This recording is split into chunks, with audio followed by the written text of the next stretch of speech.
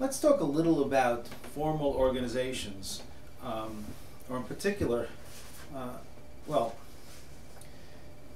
and which means that these are social mechanisms that coordinate interlocking roles. We talked about roles, and through those coordinations, they bring together the people and the resources and the technology in order to attain some sort of specific goal.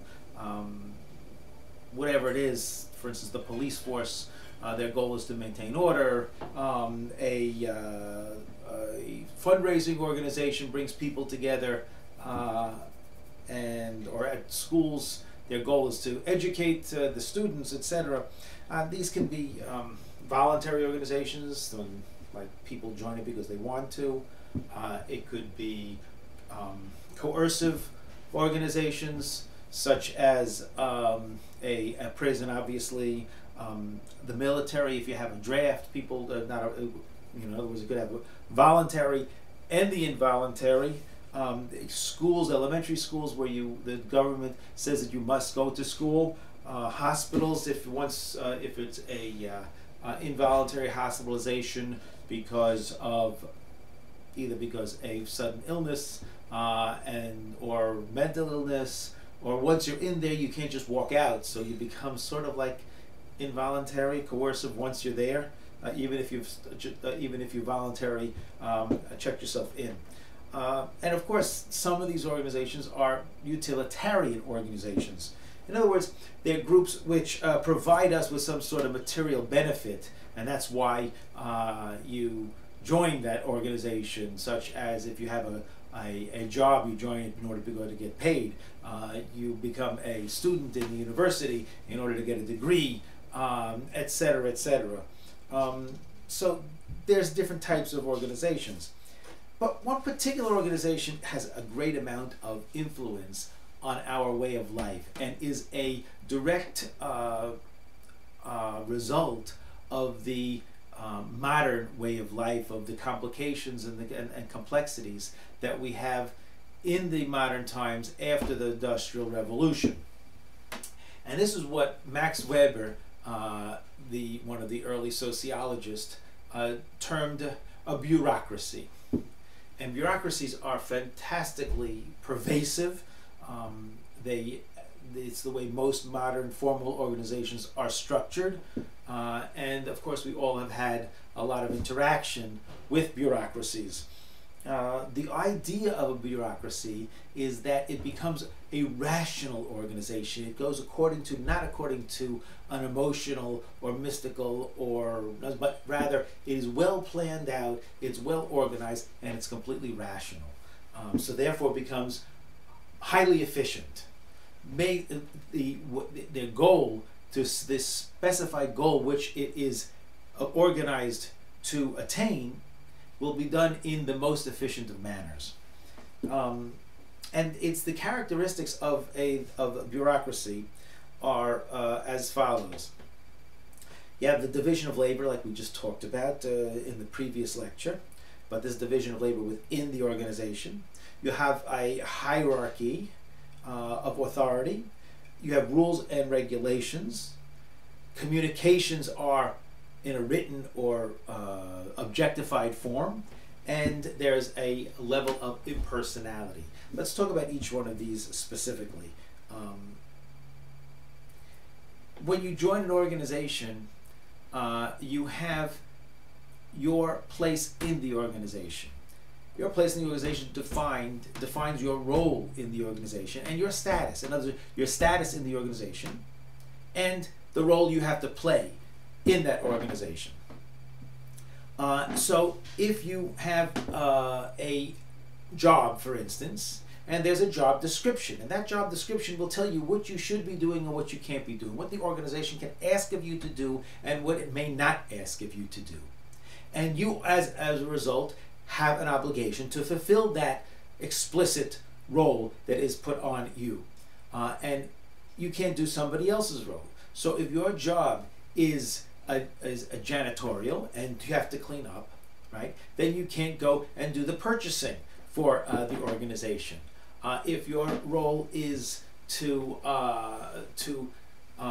teach sociology, you cannot necessarily teach mathematics because you don't have that role.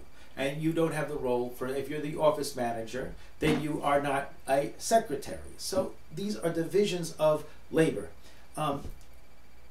However, that would not be enough in order to keep the organization functioning.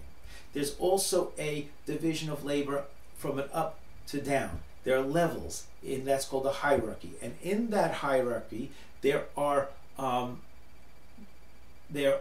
lines of communication which define the responsibilities in the organization. So the definition of a hierarchy is that one level, in this case, one level reports to the other. There's a CEO, there is a president, there are divisions, and within each division there is somebody responsible for the functioning of the division.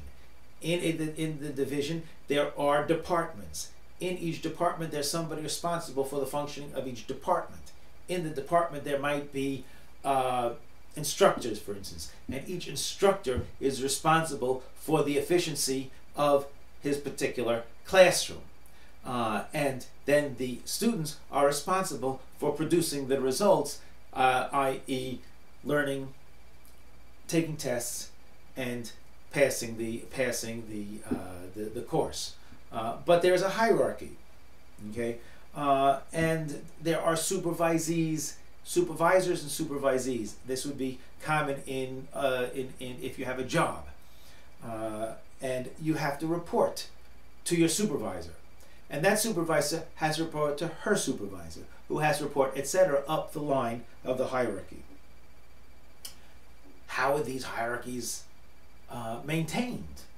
Okay, why can't a person just jump over and tell his supervisor or the supervisor what's going wrong? Well, because there are rules, and these are very clear-cut rules which define who can report to who can do,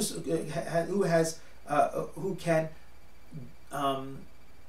influence somebody else's behavior. There are rules of how you have to do something, and these are written rules set out in ways of behavior within the organization. And the organization decides, they have a committee which decides exactly how things are done in our organization. This is the way we do it. This is what you have to do in order to get this done. And if you don't do it this way, you're not part of our organization. Elise, go out. We don't need you.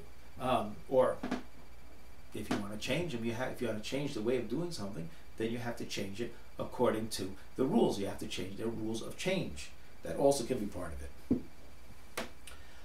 But if there are rules, right, then how are we supposed to know if somebody's actually behaving according to the rules? So for this, there is in bureaucracies a rule of written communications. In other words, anytime there is a communications from one part of the organization to the other, it has to be in a verifiable form. Obviously written, we can now have emails or voicemails or things like that, but some sort of permanent record of the communication. If you're going to talk to somebody, you have to CC 14 other people. You make sure that everybody on the list gets a copy of the email. There is a written communications which is able to track how things are done, if they're going according to the rules of behavior, and if it's reported in the proper sequence. So you have this idea of form of written communications. The last quality is called impersonality. In other words, you as a person, as a personality, are not important. You have to be professional. You have to do things in the most professional manner, which means you're not having your personality making something, making an influence. Because in this way, if you're doing according to the rules and everything is followed up and in a written manner, and it's according to what the organization decides, so you know what? Anybody can do the job if they can do it, if they have the skills. It's not that you're a nicer person or not nicer person. Nice doesn't have anything to do with it. You can't be not nice, because if you're not nice, that's not according to the rules. It's not written in the rules. So there's an impersonality, and that will help the organization to be efficient and get what it needs to get done. it makes the members replaceable, dispensable, and also they can move up and down the ladder, the hierarchy, because they're doing things according to the rules and not letting their own personal issues get involved. So, go over this again. We have in bureaucracies, as was envisioned by Max Weber, we have the division of labor, right? We have the hierarchy of authority. We have the rules and the rules of the organizations and regulations. You have written communications and the idea of an impersonal way of behaving within the organizations.